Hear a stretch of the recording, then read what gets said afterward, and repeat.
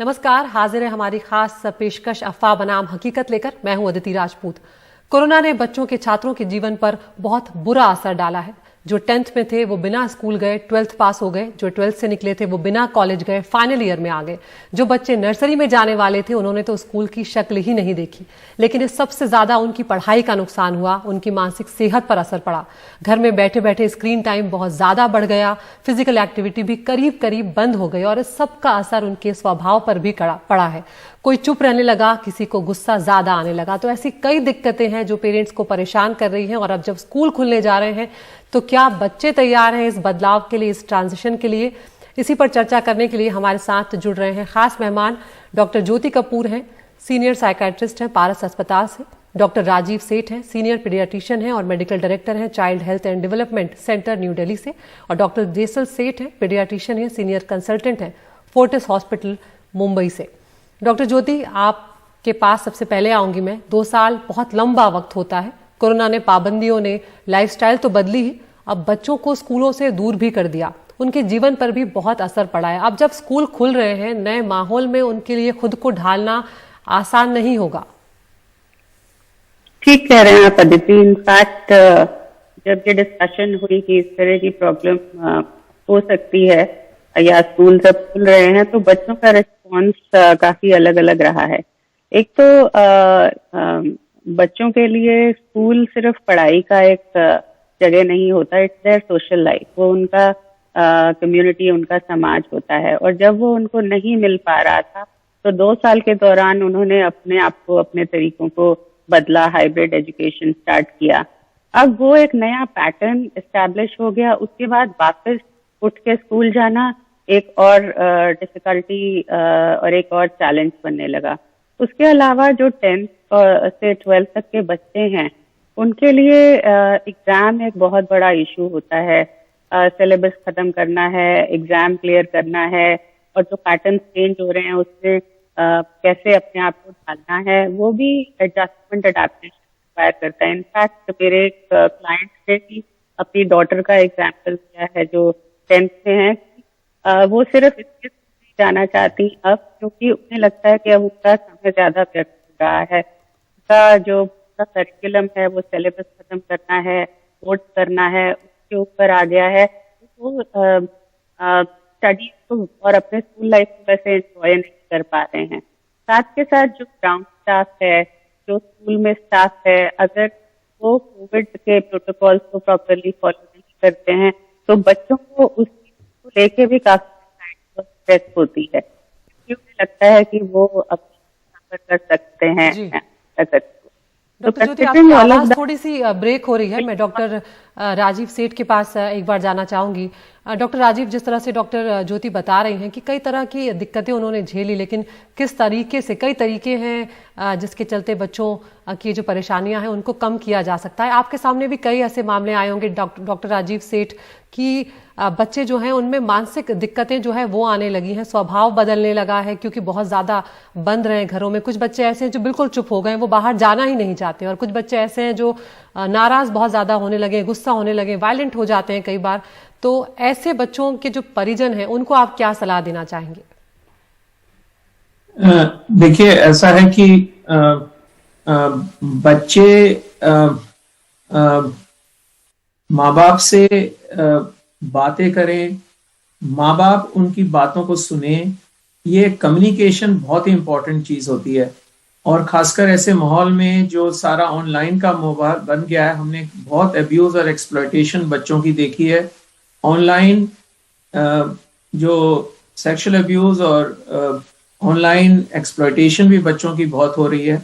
तो ऐसे माहौल से निकलने के लिए और स्कूल जाने के लिए ये एक बहुत ही बढ़िया टाइम है। भगवान अब हमें दोबारा ऐसी कोविड की वेव्स ना दिखाए, लेकिन बच्चे जो हैं खुश जब ही रहेंगे जब वो अपने आउटडोर्स में रहें, पीयर्स में रहें।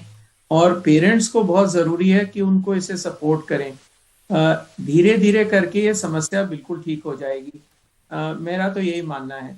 इसमें कोई स्पेशल बात करने की जरूरत नहीं है। उनके साथ एंगेज, उनकी क्या नीड्स हैं, क्या उनको चाहिए बच्चों को, उनको सुबह सही टाइम से उठना चाहिए, रात को सही टाइम से सोना चाहिए, लेट नाइट बिल्कुल ना करें, अपने डिवाइसेस को, अपने ऑनलाइन स्क्रीनिंग टाइम को बहुत ही लिमिटेड करें जितना पॉसिबल हो।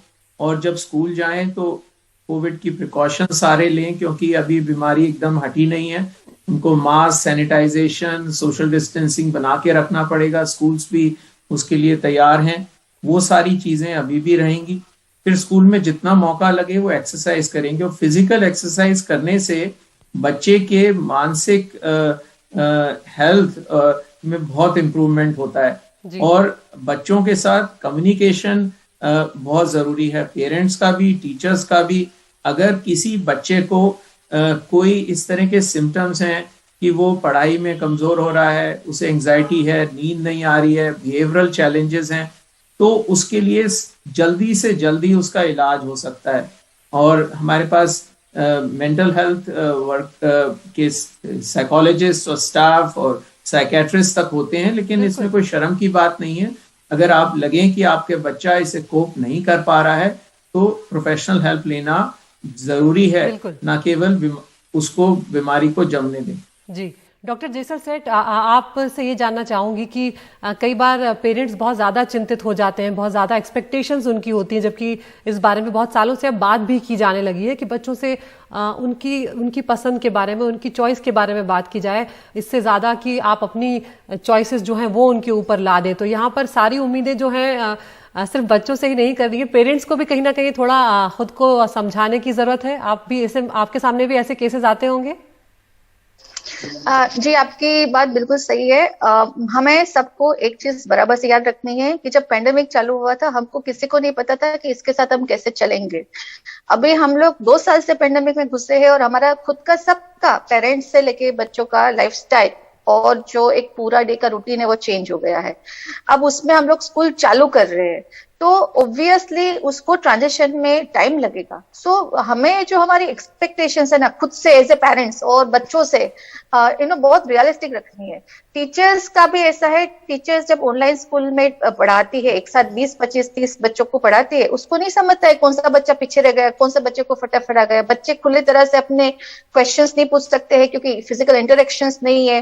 तो टीचर्स को भी नए स्कूल में ऑफलाइन स्कूल के साथ एडप्ट करने का टाइम लगेगा। बीच बीच में देखना भी पड़ेगा कि मैं पढ़ा रही हूँ एक फ्लो में, बट बीच में बच्चे ने मास्क निकाल दिया तो उसको मैं इंस्ट्रक्ट करूँ, तो वो सब चीजें भी रहेगी। और उसके साथ बच्चे हैं जिसको 2 साल में एक्सपीरियंस चला गया है कि भाई एक जगह पे बैठ के टीचर की बात अटेंटिवली सुननी है, उसको फॉलो करना है, कुछ डिसिप्लिन होनी चाहिए क्लासरूम की, वो थोड़ा सीखेंगे, एडजस्ट होंगे। तो मुझे ऐसा लगता है कि पेंडेमिक में इन जनरल हम सबको अपनी एक्सपेक्टेशंस बदलनी है, रियलिस्टिक रखनी है और सिचुएशन के हिसाब से रखनी है। क्योंकि हम सोचे कि चलो भूल जाओ 2 साल कुछ नहीं हुआ, फिर से वैसे ही जीते हैं, वैसा नहीं होने वाला है। हम खुद अपने आप को एज एडल्ट इंट्रोस्पेक्ट करें तो पता चलेगा कि हम कितने बदले हैं और कितनी चीजें डिफरेंटली करते हैं जो 2 साल पहले नहीं करते थे। So my suggestion to everyone will be कि we have to go with the flow, और जो बच्चों से जो कर सकते हैं, मैं ये नहीं बोल रही हूँ कि पेरेंट्स को अपनी उम्मीदें बदलनी है, बट पेशेंस रखनी है ताकि वो धीरे धीरे खुद भी ट्रैक में आए, बच्चों को भी ट्रैक में लाए। टीचर्स को भी ये समझना है कि धीरे धीरे बच्चे ट्रैक में आएंगे, वो फटाक से मतलब ओवर द नाइट सब पहले जैसा हो जाएगा, वैसा नहीं होने वाला है। बिल्कुल। डॉक्टर ज्योति, यहाँ पर बहुत सारे पेरेंट्स जो हैं अब वो ये शिकायत भी करने लगे हैं कि बच्चों में डिप्रेशन आने लगा है, एंजाइटी उन्हें होने लगी है। कैसे पहचाना जाए कि ये जो बच्चा है वो डिप्रेशन का शिकार हो रहा है? क्या वो लक्षण होते हैं, क्या वो सिम्टम्स होते हैं जिससे कि पेरेंट्स को ये समझ जाना चाहिए कि अब डॉक्टरी मदद की जरूरत है? राइट अदिति, जो भी स्टडीज अभी तक हुई हैं और मेटा एनालिसिस हुए हैं उसमें देखा गया है कि 2 तरीके की प्रॉब्लम्स आ रही हैं। पहली प्रॉब्लम तो है जिनको ऑलरेडी, जो वल्नरेबल बच्चे थे जिनको मेंटल हेल्थ इशू थे, उनमें अप टू 83% में सिम्टम्स बढ़े हैं। दूसरे एक नए तरीके के फर्स्ट टाइम ऑनसेट हो रहा है साइकोलॉजिकल इश्यूज का, जो पहले नहीं था। बच्चे अपनी भावनाओं को बहुत डायरेक्टली बड़ों की तरह एक्सप्रेस नहीं कर सकते हैं, तो उनके व्यवहार में बहुत बदलाव आने लग जाता है। सबसे इम्पोर्टेंट बदलाव आता है, चिड़चिड़े होने लगते हैं या उनकी टॉलरेंस कम होने लगती है, या जो चीजें वो पहले एंजॉय करते थे वो नहीं एंजॉय कर रहे होते हैं, गुस्सा करने लगते हैं। और उसके अलावा स्लीप डिस्टर्ब होना, रात को नहीं आना, दिन में देर तक सोते रहना, एकेडमिक परफॉर्मेंस पे असर पड़ना और आपके कोर्स जो है होना, आपकी बार बार शिकायत होना कि आप कॉन्सेंट्रेट नहीं कर पा रहे हैं या आप याद नहीं रख पा रहे हैं। और सबसे इम्पोर्टेंट पहले है मैंने बहुत कॉमनली नोट किया है वो है फिजिकल, जिनको हम साइकोसोमैटिक कहते हैं। एंजाइटी और स्ट्रेस अप टू 80% बच्चों में स्टमक रिलेटेड सिम्टम्स आते हैं, पेट में दर्द रहना, भूख नहीं लगना, नॉसिया, वॉमिटिंग या फिर डाइजेशन में इश्यूज होना बहुत कॉमनली देखे गए हैं जो स्ट्रेस रिलेटेड होते हैं। इसके अलावा headache, neck pain, back pain जो न सिर्फ आपके पोस्चर और आपका लगातार ऑनलाइन रहने की वजह से होता है बट ऑल्सो बिकॉज मांसपेशियों में खिंचाव बनता है जो आप होते हैं तो उसकी वजह से भी रहता है। तो बेसिकली वगैरह का जो बड़ा साल में बहुत पीडियाट्रिशियन ने भी नोट किया है, उसकी वजह से बॉडी में इश्यूज आने लग गए हैं और उन बॉडी में वजह से अपने आप के भावना महसूस करना कॉमन हो गया है। तो ये सारे हैं वो नोट किए जाएं और परसिस्ट कर रहे हैं। ये कभी हुआ कभी नहीं हुआ, बिहेवियरल इश्यूज सब में कभी कभार आते हैं but if it is persistent, लगातार चल रहा है, सप्ताह दर सप्ताह और कम नहीं हो रहा है, तो इसका मतलब है कि हमें प्रोफेशनल हेल्प की जरूरत है। बिल्कुल, यानी कि किसी चीज को लेकर अनिच्छा हो या लगातार एक जैसा बर्ताव वो करते रहते हैं तो उस वक्त हमें शायद उनसे बातचीत करने की जरूरत है, समझने की जरूरत है और अगर तब भी लगे कि प्रॉब्लम सॉल्व नहीं हो रही है तब डॉक्टर से सलाह लेने की जरूरत है। इस मुद्दे पर हम चर्चा जारी रखेंगे। एक छोटे से ब्रेक के लिए यहाँ पर रुक रहे हैं।